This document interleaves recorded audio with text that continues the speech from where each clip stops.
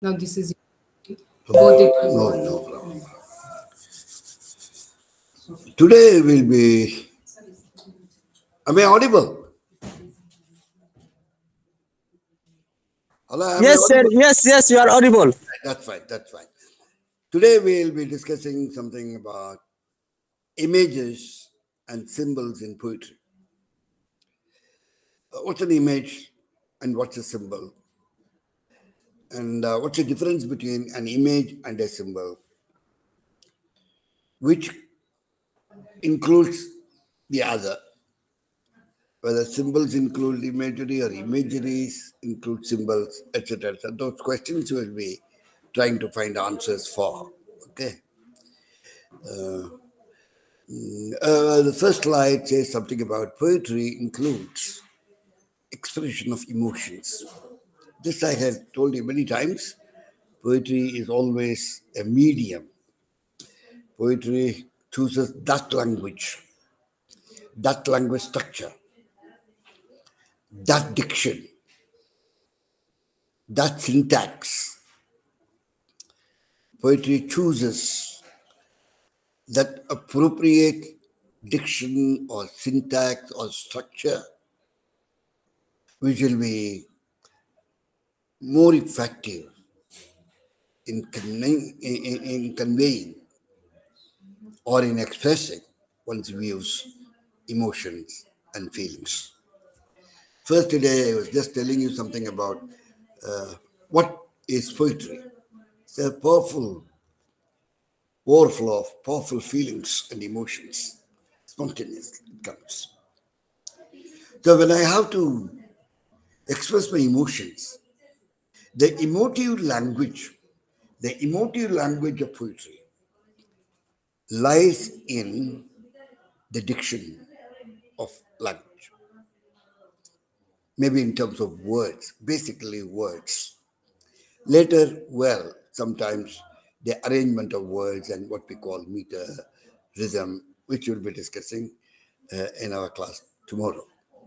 Today, we'll be just discussing, focusing your attention on the use of images and symbols in poetry, in writing a poem. Can't a poem be written without using any symbol or an image? Yeah, it's possible, but it will read highly prosaic. That's what I've said. Poetry includes expression of emotions. Emotions are better conveyed or better expressed or more effectively expressed through symbols. Then what is a symbol? A symbol is a sign. A symbol is a sign that signifies an object or anything that arouses one's emotions. And it represents something, a symbol. Love is like a red, red rose. Rose is symbol. Symbol representing or conveying one's love. When I give a rose, even a bouquet of roses, what it conveys my warmth, my love. The word red also stands for something which expresses hatred. Red rose, red, red rose. Well, why? In a later lesson, we will discuss something about collocations, connotations, and things like that. Till then, you just be happy in trying to understand the meaning of a symbol as a sign that represents something. Without symbol, that's a question which I raised. Without symbols, without using any symbol to convey an abstract idea or to convey an abstract concept, can we write a poem? Yes and no. But no more because symbols have the potential to suggest meanings, to suggest implying meaning. I can simply say a rose is red. Fine. I can very simply, but it doesn't, it is not going to appeal to your senses, emotions particularly. Any piece of poem is an expression of emotion. That's why romantic poets were able to use a lot of symbols. Even Shakespeare was using a lot of images and symbols in all his plays. So symbols, without symbols, poems can be written to some extent, no doubt about it, but there will be always an attempt to represent something by using a sign or what we call a symbol. We are not going to say it directly. And language of poetry, not language of prose, language of poetry uses symbols. Language of poetry lies in having as many symbolic representation or symbolic presentation of an idea or a thought or a concept, right? Because symbols have an aesthetic value about themselves. This is what I would love to say. Any symbol has something to do with aesthetics, an aesthetic value, something to do with the beautiful way of saying that. Very nice, but at the same time implied and suggesting way, suggesting something, not directly saying the earth is round. Not, it is not going to be, it is a fact, but as I was telling you, the poets have the ability to exaggerations. Okay, there lies the beauty of poems also. And what are the tools that we use to exaggerate? Invariably words, and those words will be invariably symbols. That's it. That's all, nothing more than. So symbols have the potential to suggest meanings, imply meanings, and feelings. But whether the reader will be able to understand that, yes, it requires some kind of a cognitive. I mean, it requires some kind of a cognitive skill. Cognitive skill. Not all symbols can be understood by all. Maybe very common symbols, rose, red, something to represent black, or something to represent what we call cold weather or something, frozen material, something like ice and things like that. Okay, we can always say that. Well, the reception that he was given was like the frozen ice. The reception that he had was like the frozen ice. Okay, frozen ice. Very cold. Okay, not warm. Okay, symbols have the transference potential or the potential to transfer. The potential to transfer, the potential to convey, the potential to, I won't use the word reflect, the potential to transform, shift from one meaning to another, represent, okay, transfer, transference potential. Transference of the writer's personal subjective meaning on, that's a gap, a space between two also, on to a concrete object or image. I have a feeling. I have my personal,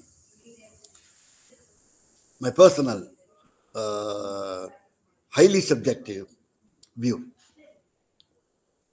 or meaning to be conveyed. So I think of a small, what we call a picture. If it is pictorial thing, or a word that represents, that conveys that meaning. There is a possibility. There is a possibility of well, getting wrong also.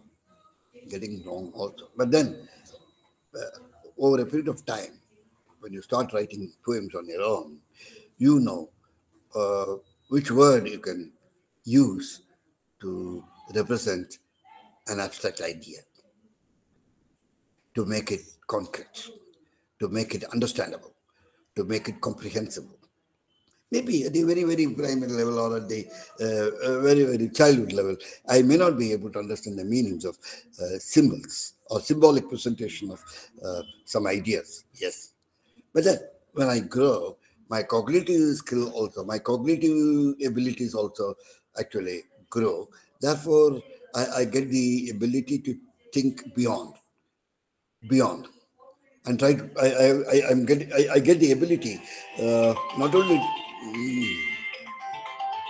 not o- I'm sorry, not only to think beyond. I always get the ability to think beyond lines, to understand beyond lines, to read not between and beyond lines. Reading between and beyond lines, any line or any sentence in any language, okay, be it poetry or be it prose, right? Reading between and beyond. These are two important skills that you must develop. And these two skills develop over a period of time, depending on the ability or the cognitive skills that you have acquired over a period of time. So symbols have to be a part of writing any poem. Without using symbols, can we write? Yes, some rhymes are there, Solomon Grundy, born on Monday, Christian on Tuesday, married on Wednesday, ill on Thursday, worse on Friday, died on Saturday, buried on Sunday. That was some rhymes. They may not use it. But then later day critics, they have interpreted Solomon Grundy, born on Monday, or Baba Black Sheep, have you any etc.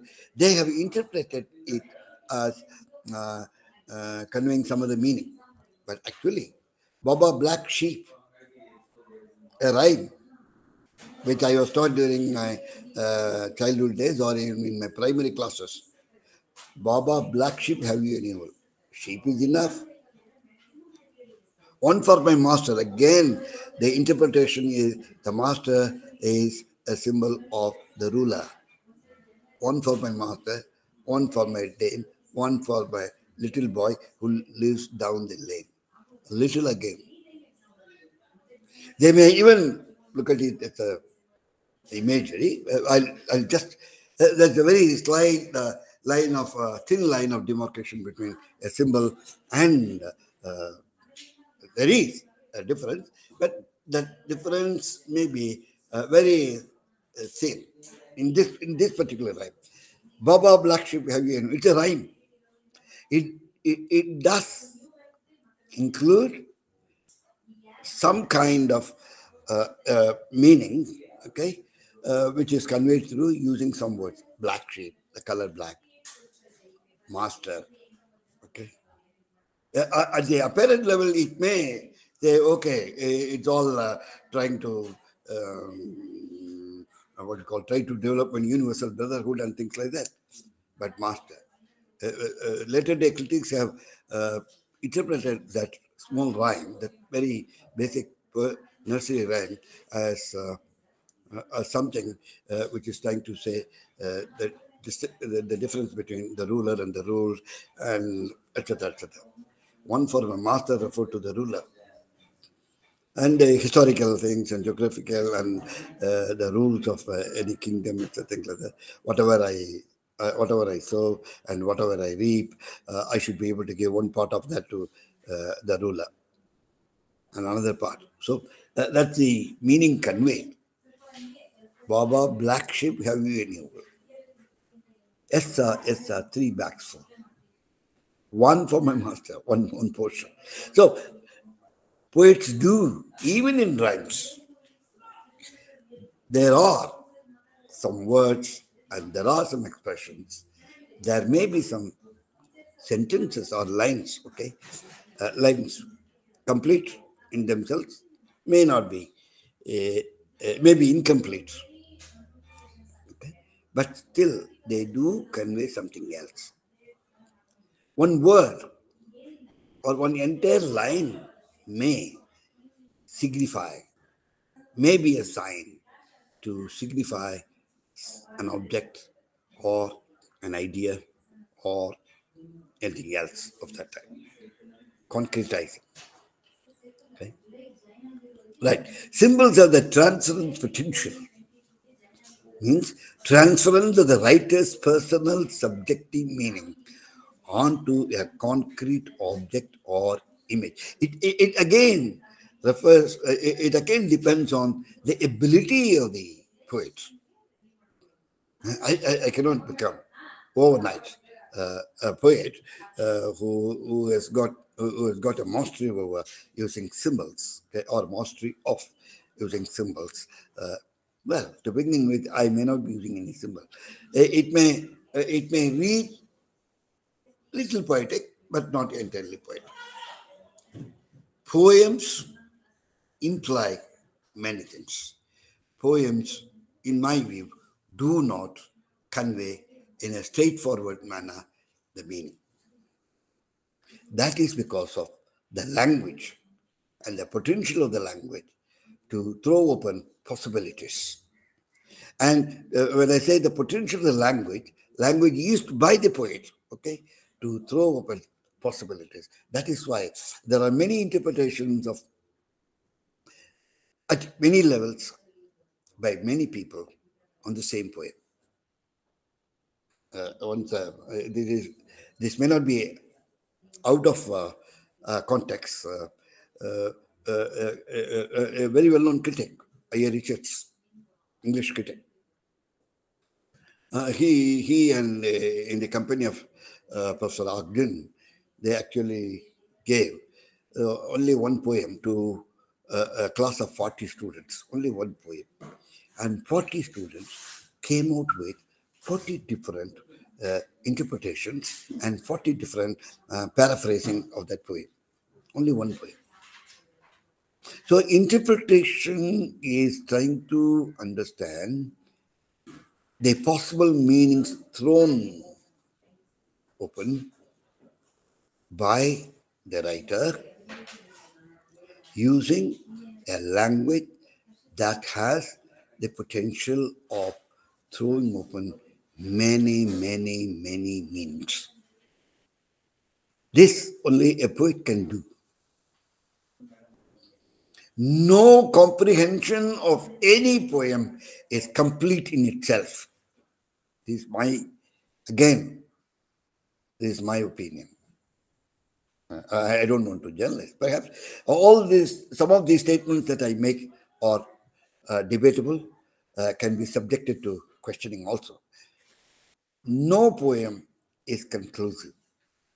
No understanding, there's no possibility of having a complete understanding of poem. This is the meaning of the poem, not possible. Because the language of poetry, very important word, the language of poetry, in any language, in any even dialectal sub-variety of any language. Okay, poetic language throws open a lot of possibilities. But if I can understand those lines in context, if an African American writer is writing a poem, well, if I can put that poem in the African American context, perhaps I'll be able to understand.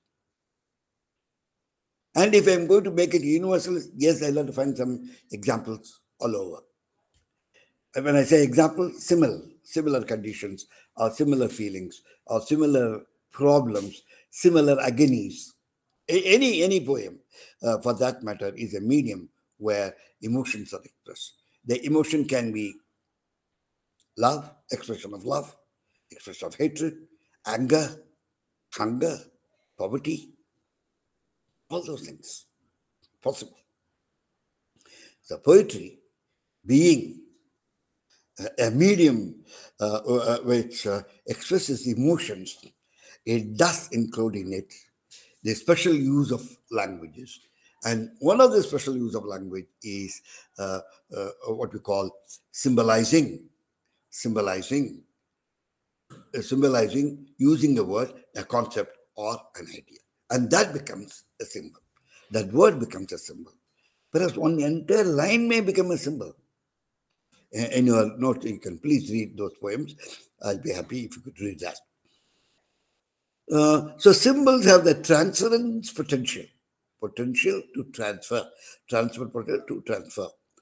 My feeling, my understanding, my opinion, my meaning of a particular story or a particular text, particular happening, particular incident, right? An accident may not mean anything to me, but an accident may mean to be something if it happens elsewhere. So it is subject, that's what it is. Subjective meaning on a concrete object or image. That concrete object may be a symbol or an image. Next slide.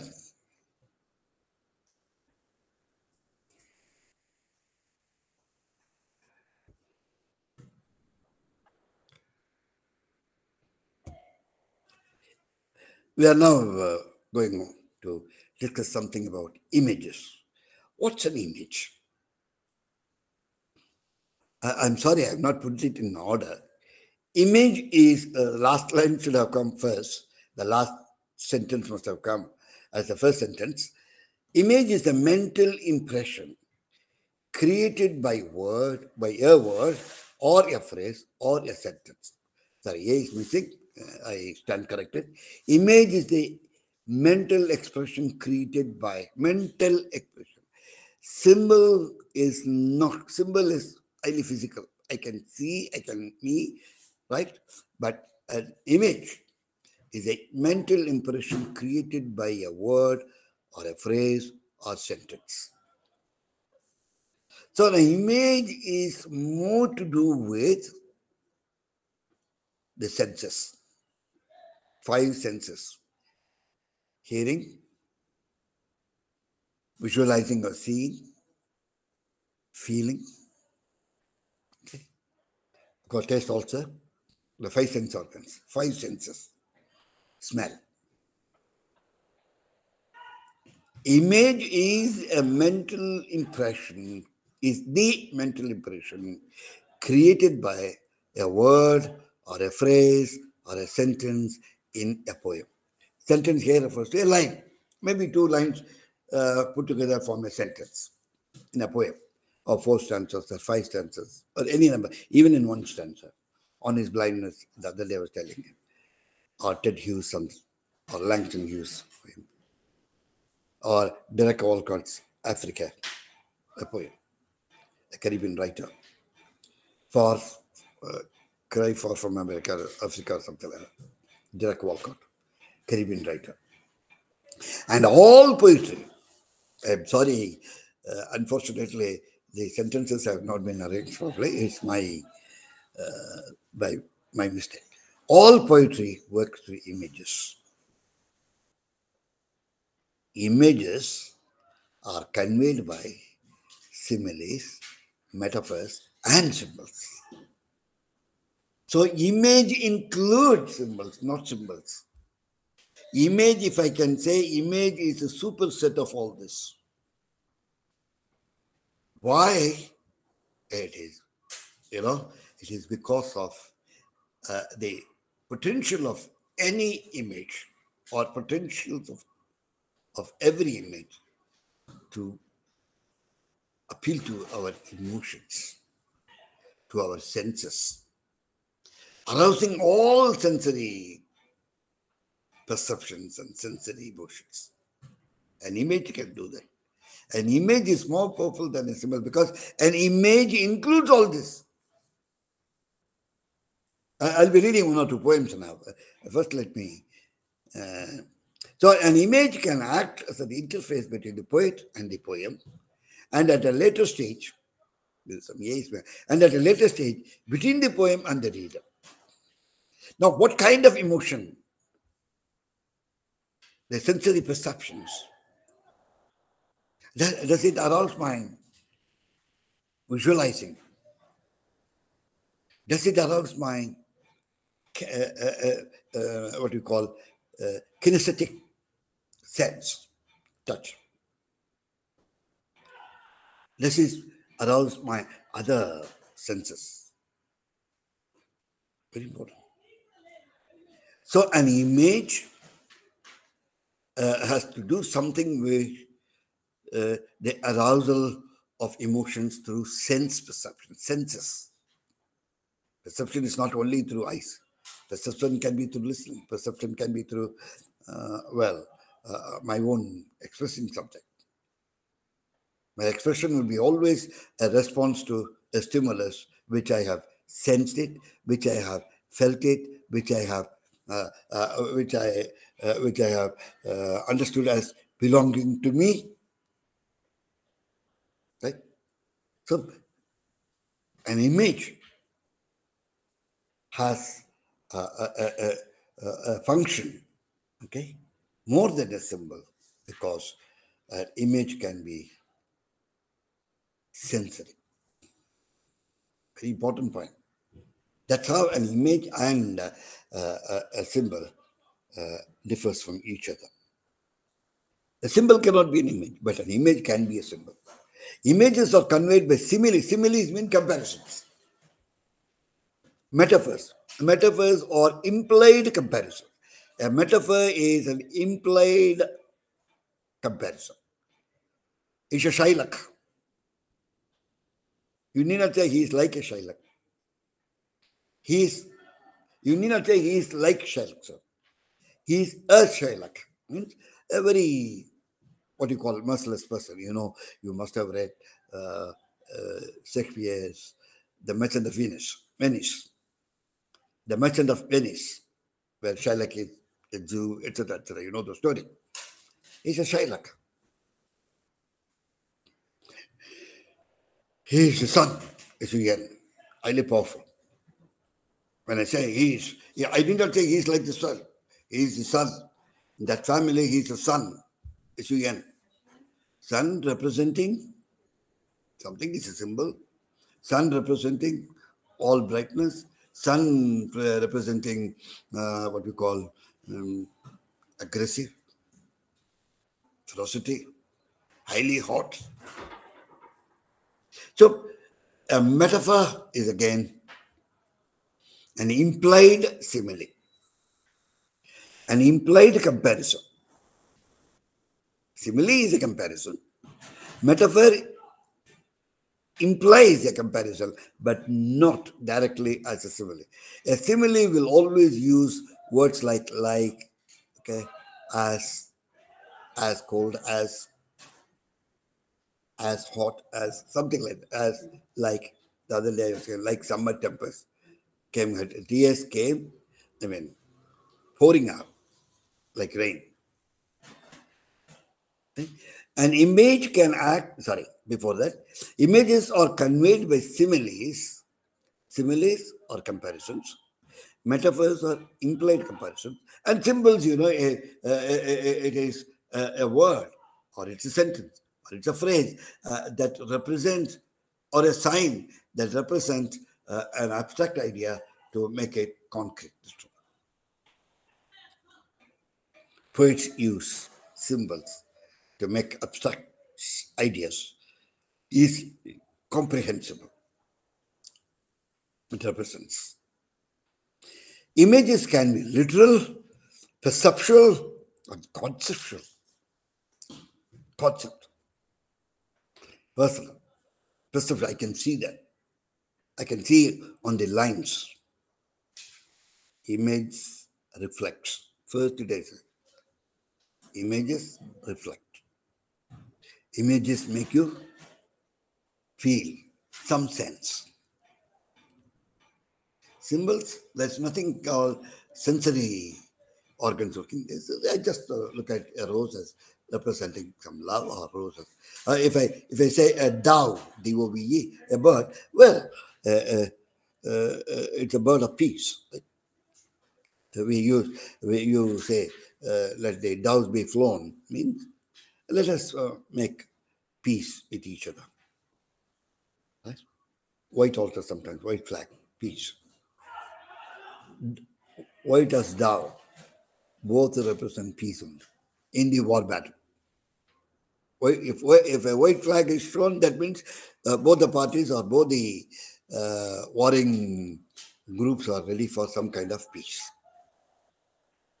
That's what I'm trying to say.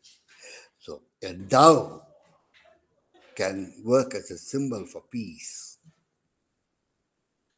Color white, similarly. Color black, sorrow, grief. Well, in the post-colonial or even in the pre-colonial, black always referred to the racial differences, the racial distinction, the colored and the whites, the colored and the whites. So, images have many connotative and different meanings. Connotative meaning, they have different shades and several possible meanings. Images are conveyed by similes, metaphor, and symbols. An image can act as an interface between the poet and the poem, and at a later stage, between the poem and the reader. So, as I read a poem, I'll be giving you an example right now.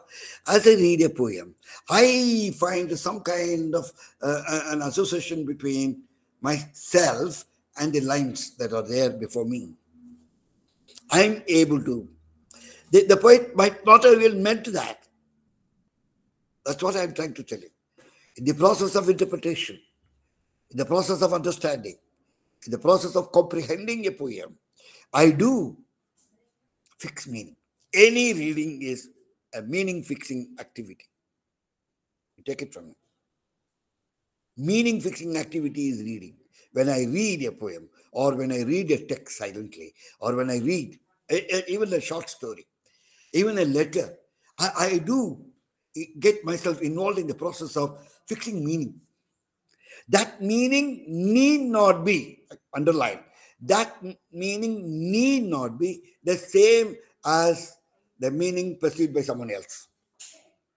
Because the set of meaning is context bound. Language is meaning potential, my friends, but meaning is context bound. One great example is color red and color pink and color black. They all represent something, right? Symbol. But in different contexts, they may just appear like any color in the spectrum. Violet, indigo, blue, green, yellow, orange, and red. Violet again is a symbol. Lilacs, Lilacs, the flower lilacs, stand as symbol. But so when I read, reading is an activity. When you write also, when you write a poem, you have a reader in mind. The reader may be before you, or the reader may be behind you, or the reader may be an imagined one. So you have that. Sometimes, well, you write for yourself.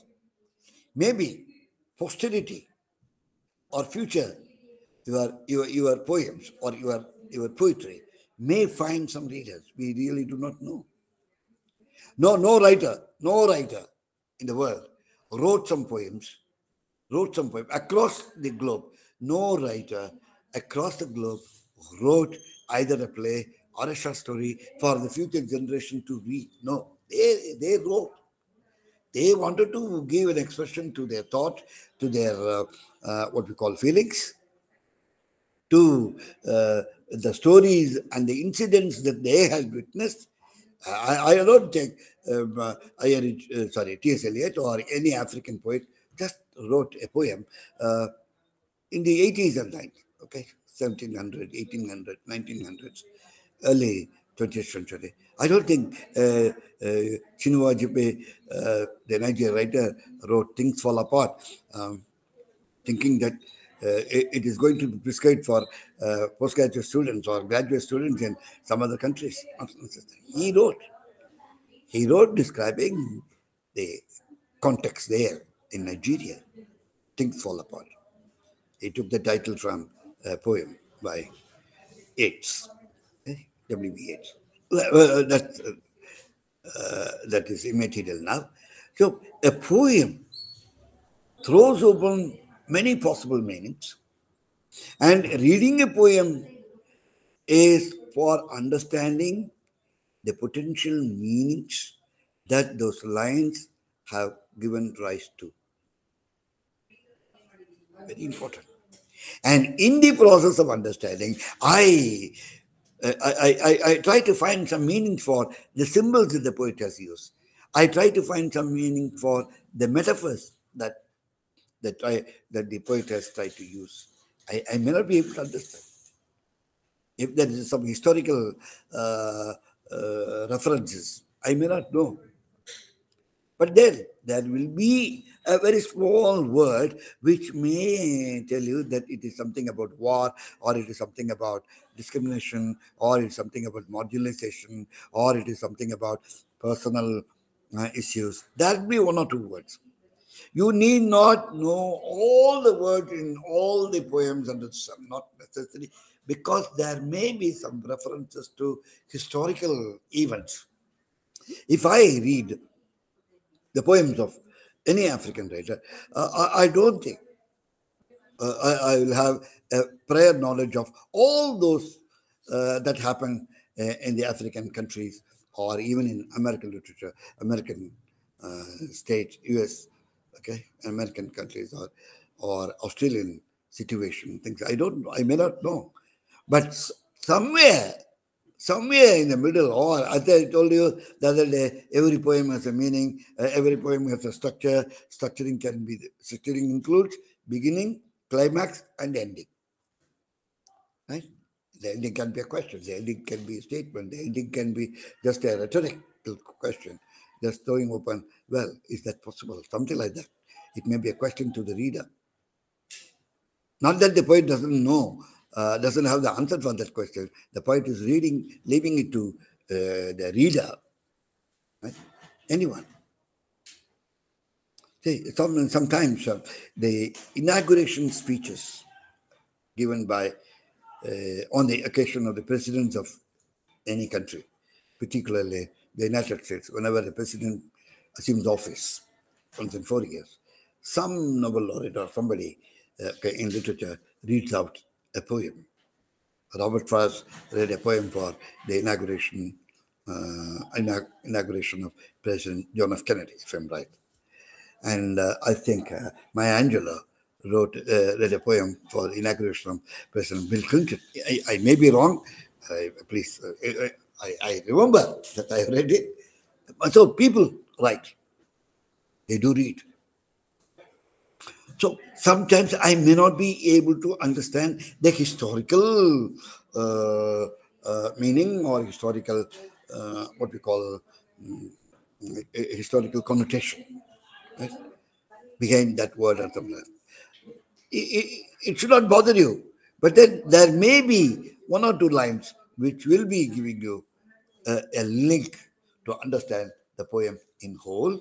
But even then, any poem reading or comprehension of a poem may not be complete in itself, because the language of poetry, as it includes images and symbols, as it includes images which are conveyed through metaphors, similes, and symbols, okay, possible meanings. So this is what I love to do. If you write a poem, there's no need that I should be able to understand that. Well, over a period of time, I may find at least the incidents in your, at least the emotions that you are trying to convey may have some kind of impact on me. Because immediately I associate those images that you use, those images, those symbols that you use, or those similes or metaphors or any other figure of speech or anything like that you use, or different diction that you use, I am able to associate. I will be in a position to associate, because an image is always, it appeals to the senses, sense organs, unlike a symbol. Very important point. There's a basic difference. A symbol represents something, whereas an image arouses. An image gives you some kind of appeal to your senses, all the five senses. Six senses is cognitive, knowledge based. Okay, so you are trying to feel. You are trying to feel the meaning.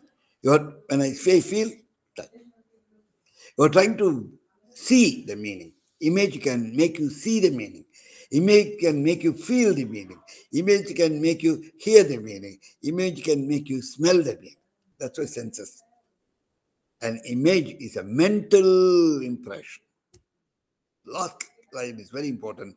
Last point which I have given there. Image is a mental impression created by a word or a phrase or a sentence. And all poetry works through images. And that's great poetry. I'll give you to drink Ulysses. I think I told you the other day. If I had not, please take it from me.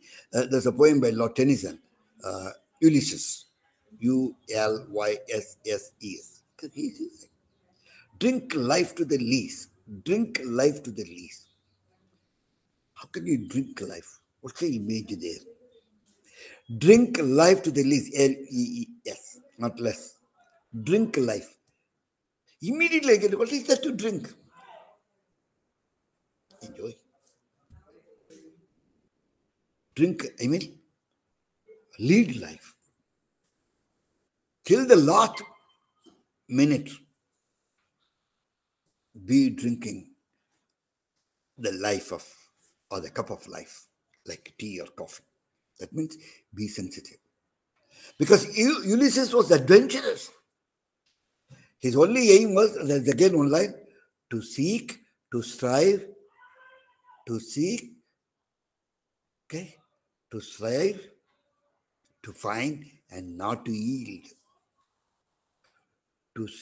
I'm just putting in, to strive, to seek, to find, and not to yield. To strive, his aim was to strive, work, struggle. To strive, to seek means to understand, and to find means to see, and not to yield. Ulysses is an adventurer. He is an explorer of many unknown lands. He goes here and there. His only aim was to find, understand. On the way, he was getting, his aim was not to get into any kind of temptations. His aim was only to drink life, to drink life. What is the meaning of drinking? Just like drink coffee? No. To live a life till the end. With the goal to strive, to seek, to find, and not to yield. Beautiful lines. And here again, in Shakespeare, you can find a lot of images. In T.S. Eliot, you can find a lot of images. I will read only one poem from an African and American, right? So, image is a mental impression created by word or phrase or a sentence. With your permission, I'll go to the next one. Metaphor. It's unit 3 of block 3. Metaphor in poetry. Should poetry include, should poets use metaphors in their writing or in their poems? Yes. A metaphor is an implied simile. Comparison. Implied simile, not direct comparison.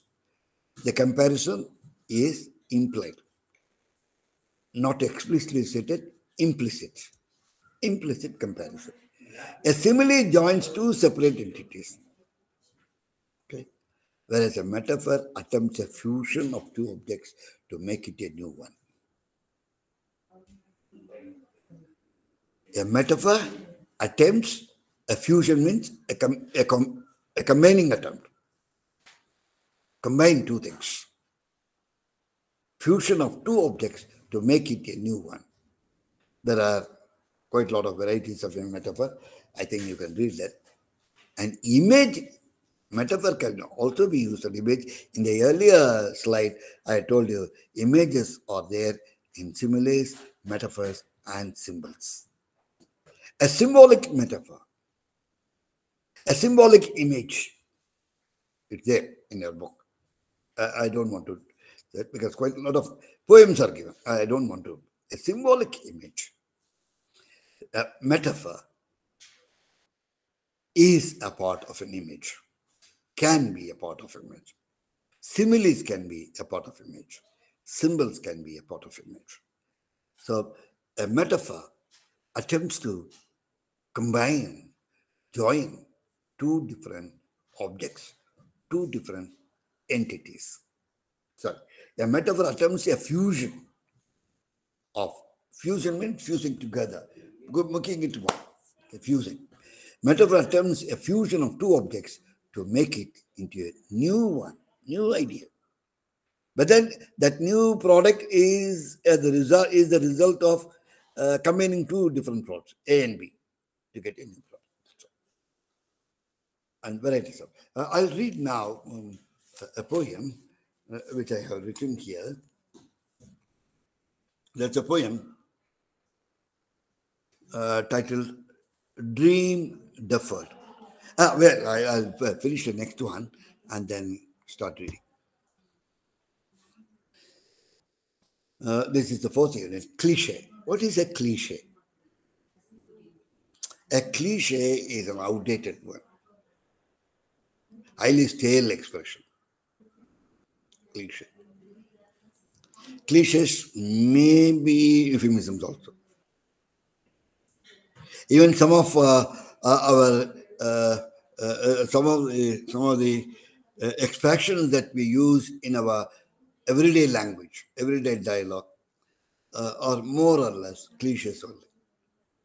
Highly stale, stereotype. Not even stereotype, highly stale, outdated. Do we have to use cliches in our poetry? In poetry, in writing poems? A cliche is a hackneyed expression. Outdated, stale, rotten. Right? A cliche can be used in journalistic writing, but not necessarily in poetry. A cliche is a stereotype expression. Cliches can be used for irony or contrast. This is the last line, is very important. We cannot avoid using cliches entirely. Sometimes in our poems, we may have to bring about a contrast or imply a contrast between two things, differences. Then perhaps I may have to use, as a poet, a cliche. Otherwise, poets don't see any role for cliches or don't see any function for cliches. So cliches cannot be totally avoided. As far as possible, good poetry avoids the use of cliches. A cliche is a stale sentence, a stale expression, a hackneyed statement, hackneyed expression, stereotyped expression, all one and the same. I'll give you some examples of cliches of all this. Okay, now I'll read this poem and then see if I can find what happens. It's Harlem, titled Dream Deferred. What happens to a dream deferred? Dream postponed. Deferred. The meeting has been deferred, means the meeting has been put off or postponed. What happens a dream deferred? I dream, and what I want, that dream, if I postpone my process of making a dream a real or reality, dream into reality, if that is postponed, does the dream dry up? He says, he's asking all questions. What happens to a dream deferred? Does it dry up? Does the dream die? Dry up? Does it become highly hard and something unwanted? Does it dry up like a raisin? Does it dry up like a raisin in the sun? Raisin here is the black color, black spot in the sun. Or fester like a sore. Sore means a kind of wound. And then run. It's a question. What happens a dream deferred? Does it dry up? Does it dry up like a raisin in the sun? Does it dry up as fester like a sore? And then run. Does the dream run away? Does it stink like a rotten meal? A dream, if deferred, does it dry like a raisin in the sun? Or fester like a sore? There it goes on. And then run? No. Does it stink like rotten meal? Stinking means, see, look at the images here. You immediately get all kinds of what we call the senses. Rotten meal, and then immediately you get an emotion, you get a sense. Drying, rotten meal, you get immediately your sense working and you are getting a negative meaning. If the dream is deferred, does it stink? Stink again. What are the sense of slang? Like a rotten meal. Or crust and sugar over. And crust and sugar over like a syrupy sweet. Like a syrupy sweet. Maybe it just sags. Sagging means it loses its charm. Okay, a dream. If a dream is deferred, does it dry up like a raisin in the sun and fester like a sore and then run? Does it stink like a rotten meal? So look at those rotten meal, sore, wound, raisin. All these words are used with an imagery role or the role of an image, giving rise to some kind of feeling, some kind of an experience, using all the some kind of meaning through the sense organs, sensory perception. Images have that potential to appeal to your senses, Again, emotions. Does it dry up like is a simile? Or fester like a simile is there? Raisin is a symbol. Sun is a symbol. Rotten meal is a symbol. So an image includes, as I say, as we have seen in the earlier slide, an image can be a symbol. An image includes maybe a metaphor. Image can be a simile either, also. Here in this particular poem, images are used more like similes, metaphors, and symbols. The multi-level functioning of the similes, metaphors, and symbols to create an image in your mind, in your cognitive domain. When you say, I'm able to get the image, that means it has appealed to your senses. You are able to find meaning. There is no picture. There is no pictorial representation. Right? There is no. Well, when I say sun, immediately I get something. When I look at the title Harlem, Harlem, Harlem, does it dry up? Raisin, okay, black in the sun. The whole poem is about a black family. What happens to a dream deferred? Does it dry up like a raisin in the sun, or fester like a sow and then run? Does it stink like a rotten meal, or crusted sugar over like a syrupy sweet?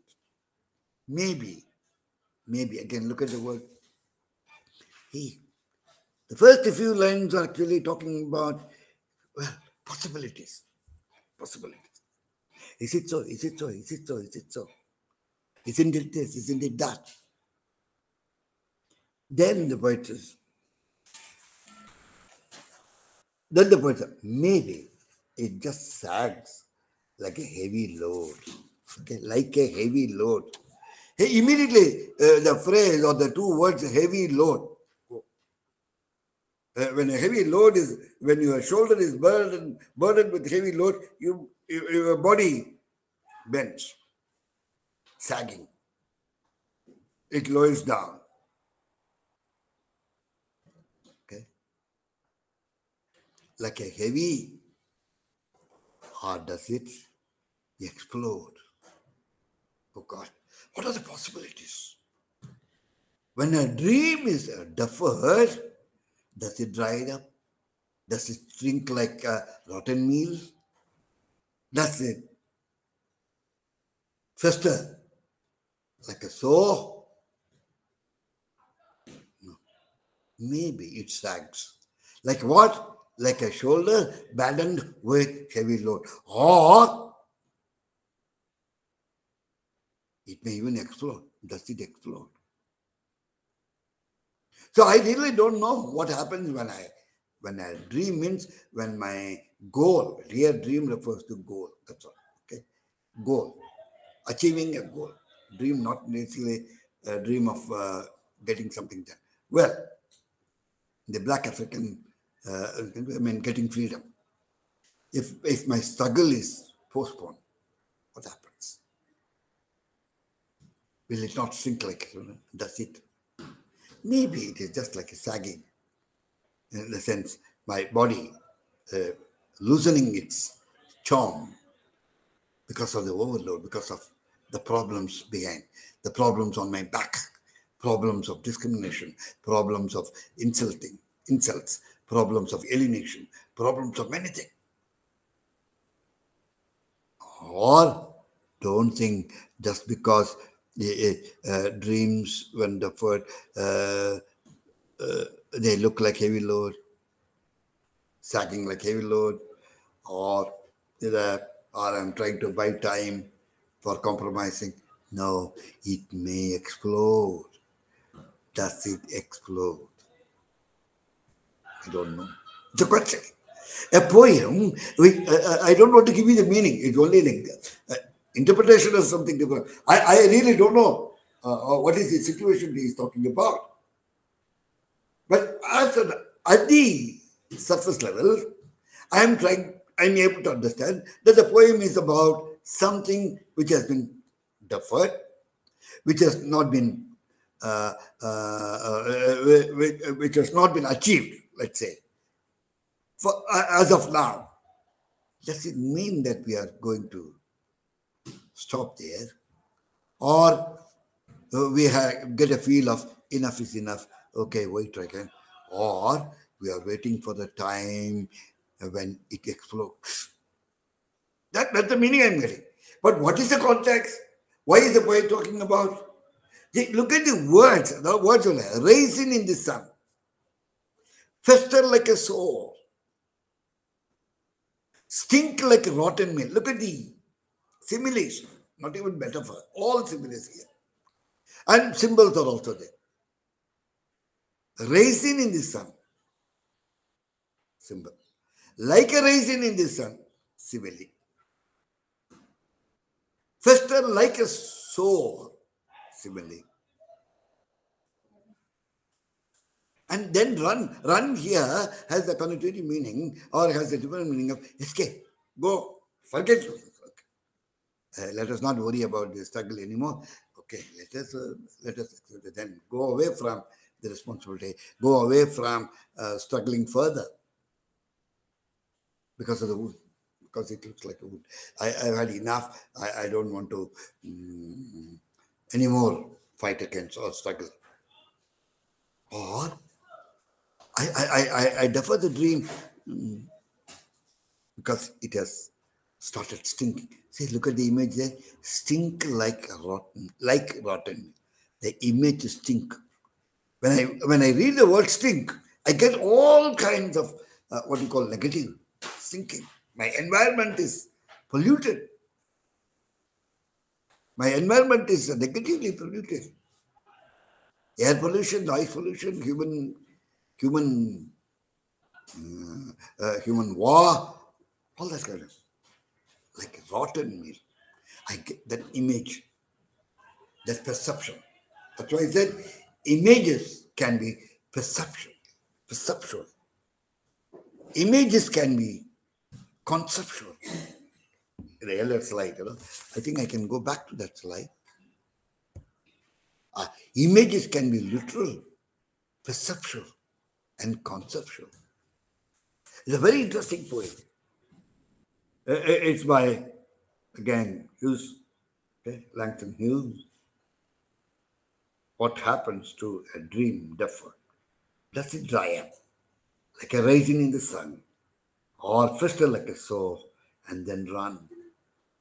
Does it stink like a rotten meal, or custard sugar over like a syrupy sweet? Maybe it just sags. Heavy load and sagging going together. The word sagging and heavy load going together. When I carry a burden, which I can't carry on my shoulders, I tend to bend. Okay, my body shrinks. Maybe with all that, one day it may explode. It may explode means it may burst out.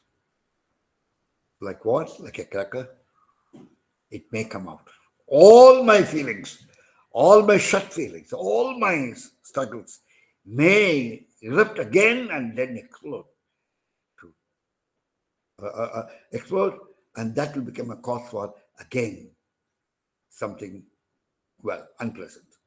Maybe a war, maybe some kind of a struggle again. So poets use images that can be literal, that can be perceptual, that can be conceptual. And the images have many meanings.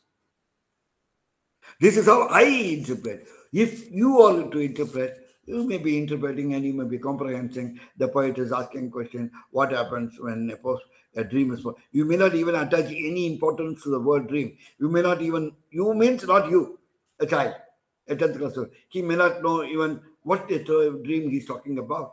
Maybe towards the end, it may explode. The word explode may give some kind of a hint for the meaning dream. So some kind of association of meanings, some kind of finding an association between the similes, symbols, and the images used, I'll be able to arrive at one of the possible meanings. There are many other meanings. Maybe there are umpteen. There are many number of meanings. Many number. So, like a raisin in the sun, or first like a soul, do they wither away? Am I in a position to forget that? No, it may be exploding anytime. That's the conclusion there. So, this is one poem. Another poem I would love to read. I don't know whether I have it. Anyhow, it's in a book, or I'll do it.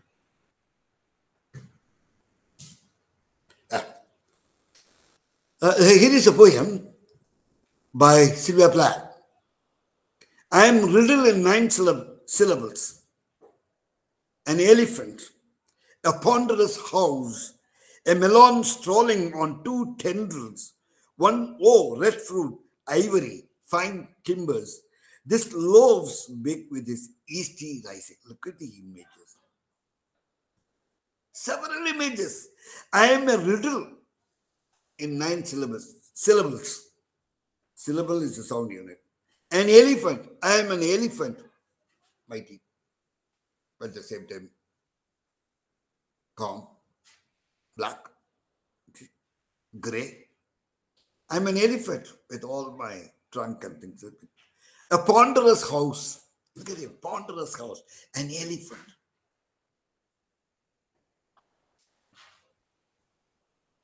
I am a riddle in nine syllables. An elephant.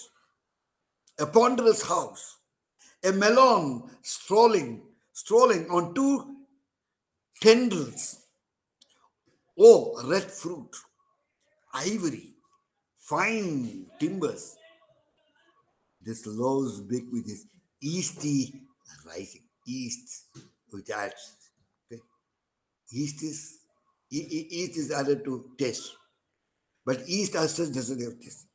So here the poet is using several different comparisons to describe her pregnancy. That's all. She's trying to describe her pregnancy. She's pregnant. I am a riddle in nine syllables. What does it mean? 9 syllables. You'll come to know. So, while a riddle in line is not particularly a vivid visual way, line contains exactly 9 syllables as well as a repetition of sounds, making it an example of auditory imagery, which you can hear and understand the emotion. See? It's a poem about the poet's pregnancy. I read now. The title will definitely go. I'm a riddle in 9 syllables. 1, 2, 3, 4, 5, 6. I am a riddle in 9 syllables. An elephant, a ponderous house, a melon, red fruit, ivory, fine timbers. Look at that. Elephant, ponderous house, melon, red fruit, ivory, fine timbers, etc. The poet is using a lot of images. It appeals to your ears, auditory image, audible. Okay? She is using different comparisons to describe her. Okay? The line contains exactly 9 vivid visual image. Elephant, big elephant. Ponderous house, a house which can hold or which can accommodate. Okay, a big house. Okay, a melon. So if you look at the word meaning, you'll be able to understand how every word stands as an image. So these are the 2 poems that came to my mind when I wanted to say something about image. Beautiful poems that does, like the raisin in the sun, does it dry up? Does a dream the food? Does a dream the food dry up? Or one day is it to explode? So these are the examples that came to my mind. So imagery is something which includes symbols, similes, and metaphors. These are the 2 poems. But in your book, there are many poems given. Please go through them. I can read 1 or 2 poems there and then tell you how the images are operating there. Okay? And the images actually contribute to the theme.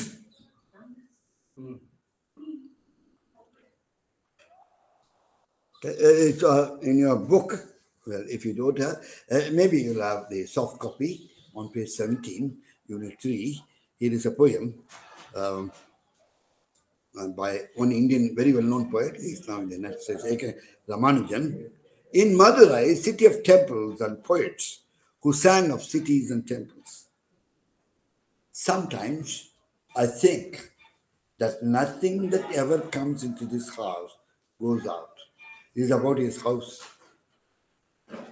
In Madurai, a city of temples and poets who sang of cities and temples, his houses. Sometimes I think that nothing that ever comes into this house goes out. Things come in every day. Things come in every day means people come and go. People come and go. To lose themselves among other things, lost long ago, among other things, lost long ago. It's only a reflection of his big house. Okay? How images are woven, W-O-V-E-N, woven by poets to convey meanings. And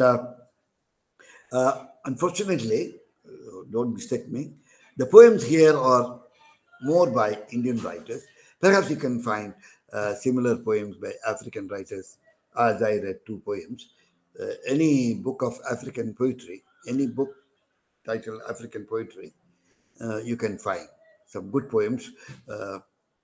No poem is bad for that matter. Some, when I say good poems, some poems which use images, metaphors, symbols, similes, and other figurative language, okay, to convey a point, convey a theme, and convey what we call emotion, convey one's emotion.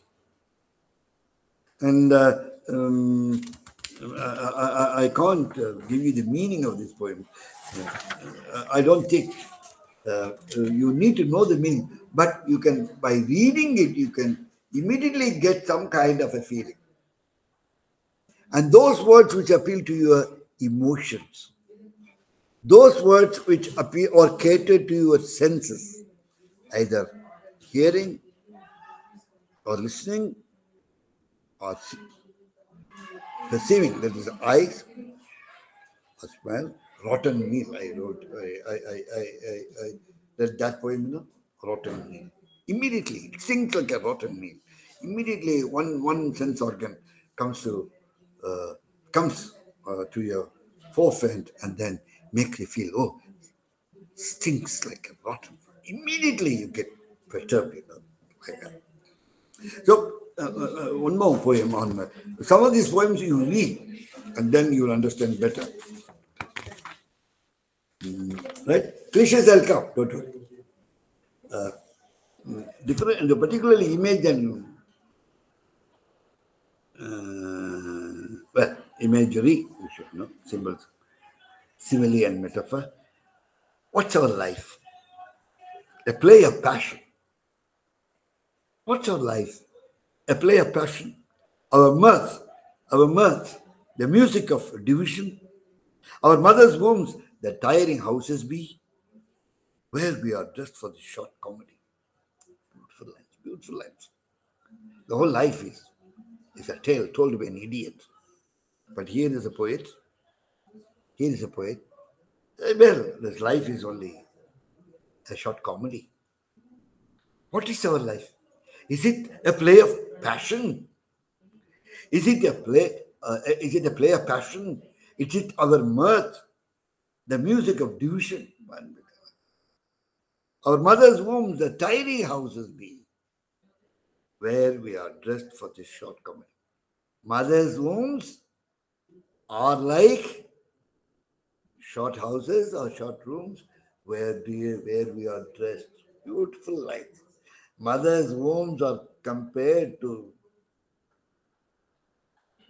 dressing houses. Tiring houses be. Very important word, tiring. Where mother's wombs are like these tiring houses. where we are dressed for the comedy. So how does the poet describe the mother's wombs? They are tiring houses. Like what? What is happening there? Where there we are dressed for the comedy. Here the word dress is not just just the clothes that we wear, where we are actually covered, where we are civilized, where we are cultured, where we are actually taught in the tiring houses, which are sorry, tiring houses which have been like, or mother's wombs which have been like the tiring houses where we are dressed for the short comedy. Mirth, comedy. Passion, mirth, comedy. Look at the division, music. So passion, music, when you read these words, you will be able to have a different feeling. Passion, emotion, love, some kind of belonging. I have passion for teaching. Example. Not just the physical love, some kind of attachment, passion. The mother's passion and compassion for her children. Very important. It's compassion and passion also. Okay? What's our life? The poet is asking a question. A play of passion. Our mirth, the music of division. Our mother's wombs, the tiring houses, be where we are dressed for this short comedy. Beautiful lines. Just 4 lines. Lots of meanings. Lots of metaphors used there. Lots of similes, implied similes used there. Again, the next page.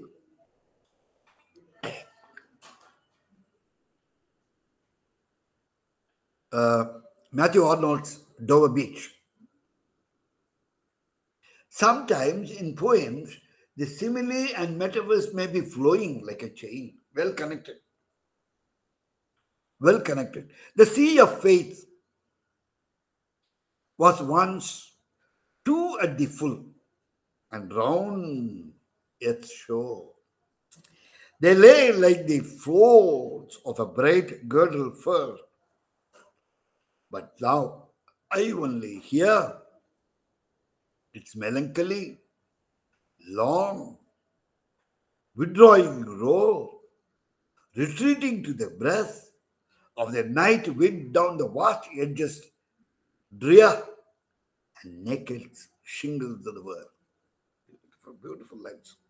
If I give you the summary, the charm of the poem will be lost. That's what I don't want to give you the summary on or meaning. You just read the poem for the sounds there, for the syllables there, for the metaphors there. Don't worry about the overall idea of this poem is not prescribed for you to understand the meaning alone. That you can. But then how simile poets are using similes and metaphors like in a continuous fashion, in a continuous way. The sea of faith was once 2 at the full. The sea of faith, right? Faith system. Arnold had his own belief systems, the religious belief systems. I don't want to give them meaning. The sea of faith. So the sea of faith means like a sea which has plenty of water, not to drink, water everywhere, but not a drop to drink. Right? Sea is water, full of faith. Sea of faith was once 2 at the full and round like earth shore. Earth is round. Faith system. And it lay like the folds of a bright girdle. But now I only hear it was full of faith. It was full meaningful. But now I only hear its melancholy, alone, loneliness, sadness, long, withdrawing, towards the end of life, okay, my early life, withdrawing like a roar, retreating, going back to the breath of the night, to the breath of the night wind down the vast edges of Ria, a naked shingle to the world. Look at the contrast. First few lines, they mean something different. The next few lines, they appeal to you, or they mean something like withdrawing from your active life. Once a sea of faith stood the full and round like earth shore, lay like the folds of a bright girdle first, but it's very important. But now I only hear the retreating, the waves going back, the waves or tides, the tide of life, actually, the tides withdrawing, retreating. Okay? And melancholy. It's very sorrowful. A contrast between the life with what you call zeal, and a life which is like a withdrawn life. And there in the same paragraph, some good lines from Shakespeare or quoted there. Sweet are the uses of adversity. Sweet are the uses of adversity, which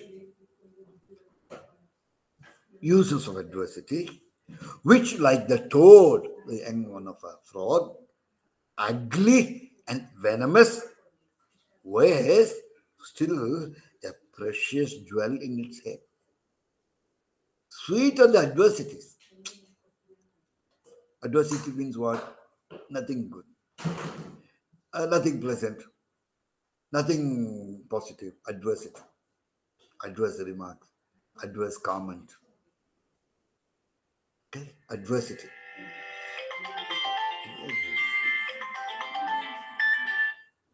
Sweet are the uses of adversity. Negative only. Like what? Like the toad. Toad means a frog which is ugly and venomous. But still in that adversity, in that adverse event or incident or anything, it has this precious, wears still a precious jewel in its head. Though it is an adversity, right? Though it has been negative, there is something good about it, like a precious stone, precious jewel in itself. Simile is the root of every metaphor. It's metaphor that elevates its simile into a poetic utterance and gives to it concrete vividness. So metaphor, though it is implied, comparison is simile. Okay? It's a metaphor that elevates a simile into poetic utterance. It's a metaphor that gives a different shape to, different function, different role, different what we call design. Okay, not meaning, different structure. It looks good. A metaphor ornaments. Okay, a metaphor will ornament a simile. It is metaphor that elevates a simile, that raises a simile, right, into poetic utterances and gives it to it concrete vividness. So a metaphor and simile. A metaphor actually is a superset. Let me say. A metaphor gives some kind of an ornament to a simile. Simile it can be, but a metaphor is implied. That's what I'm trying to you. Metaphorical use of language is more powerful. It appeals to more to the emotions, and it can cater to the cognitive domain. and also affective domain, no doubt, depending on the context, the context in which they are used. So a simile, okay, gets its color. A simile gets its, I think I can use the word color only again. A simile gets its force, F-O-R-C, its intent. A simile gets its intent or force or some kind of a color only when it sounds like a metaphor. It's a metaphor that elevates, means that gives up some kind of upfronting.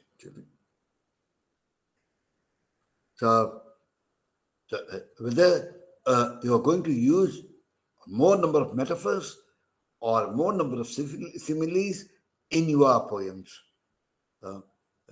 it's left to you or left to me, left to the writer. But then a metaphor is more effective. Okay, it can give a different shape, a different color, a different structure, a different to a simile. Because simile is the base. Simile is the base. Simile is hidden there.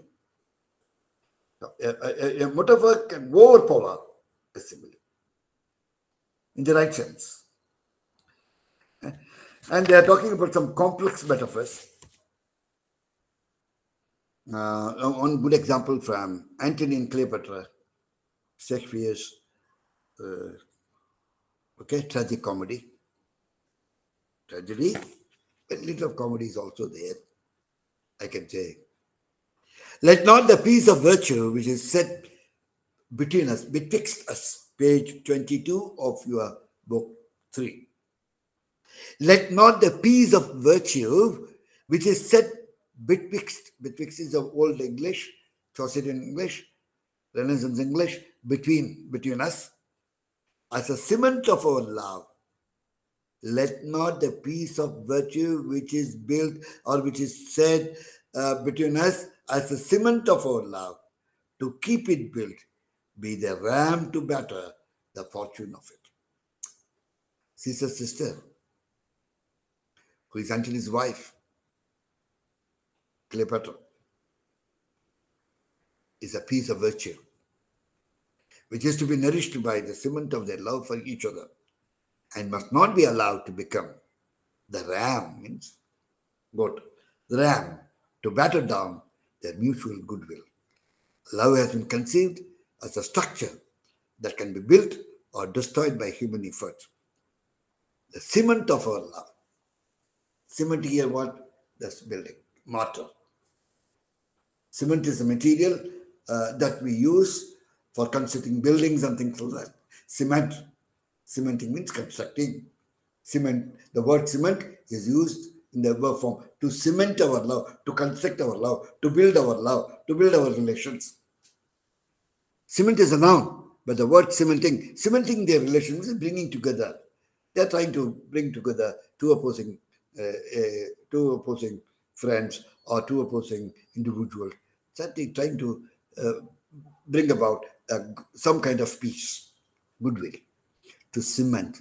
The central metaphor of cement of our love has been employed to describe both activities, love and virtue, love and hatred, love and destruction, etc.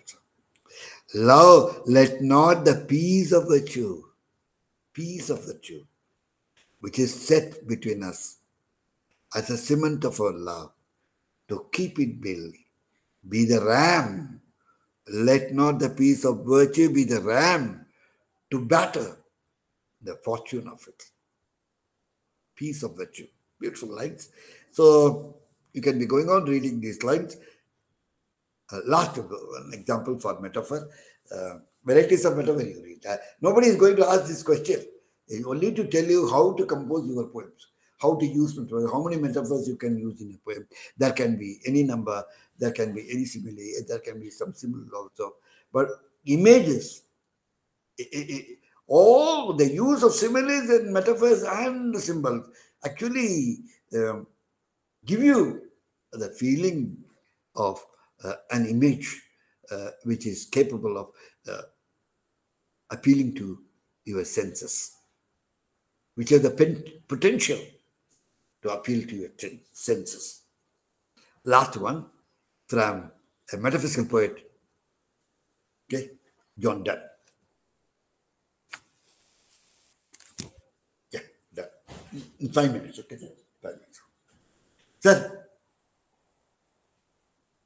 if they be two, those lines only, if they be two, they are two, so it is between, it's a metaphysical poem, like the husband and wife, a conversation like, okay, as stiff twin compasses are two.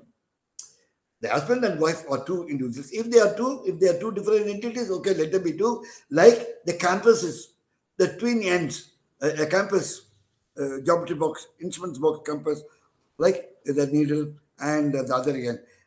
One needle will be, one end will be fixed, the other end will be going round. You know? If they be two, they are two. So as if twin compasses are two.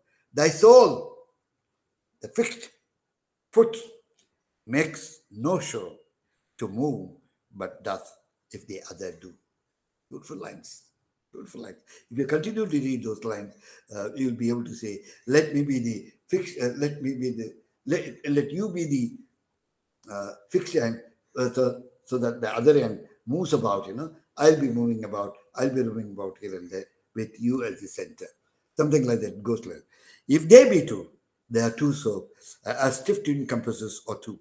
Thy soul, the fixed foot, the fixed end, makes no show to move. You are like the fixed end of a compass, fixed needle of a compass. It doesn't show any will to move. Whereas mine actually moves about that. Okay? So let it be as two different ends of a compass. I think I should stop here today. The last one, I already told you cliches. Cliches are hackneyed expressions. A cliche can be used in journalistic writing. Cliches can be used if there is a need. But a good poet, a good piece of poem may not have many number of cliches. If it is unavoidable, yes, we can use cliches. That's all, friends, from me now for the day. Any question? Mr. Alio, any question? Just one question. Are you there? Dumbo, are you there? Yes, I'm here, sir. Yeah. Are you very able to follow me? Yes, I've been following you since the beginning till Okay. now. If there's any question, please write it down, and tomorrow we can discuss. Right? Will that be all right? If you have any question to ask, we can discuss it tomorrow in the class. Okay, no problem, sir. Okay, right. I'm sorry. Your other two friends are missing. Maybe, hopefully, they join us tomorrow. Yes, sir. Okay. Yeah, Have a nice yeah. day. You That's too. all. Thank you. Thank you for the class, sir. Okay, thank you very much. Yeah, Thank you. ma'am. Yeah. Pleasure has been always mine. Okay.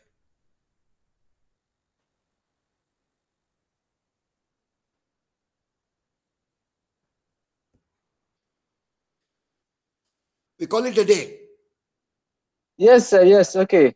So, So I would like to ask, ma'am, to send me the remaining portion for the class, because as I told you last time, I have not received the DC4. yeah, So yeah. we'll discuss it further tomorrow. That Okay, tomorrow no will be the last problem. class. We will discuss whatever has not been Okay. discussed. Okay. Okay, no problem, sir. Yes. Good night. Okay, Good night. so goodbye. Yeah, goodbye, sir. Good night. Have a good day.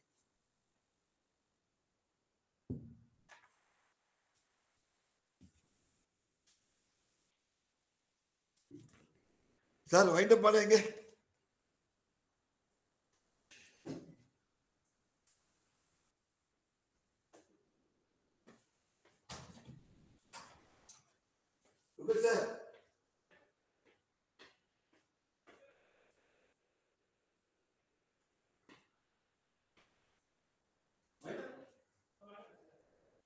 ಹೌದು ಏನೋ ಅದು recording stop ಮಾಡಿದಾಗ of ಮಾಡಿಬಿಟ್ಟೆ.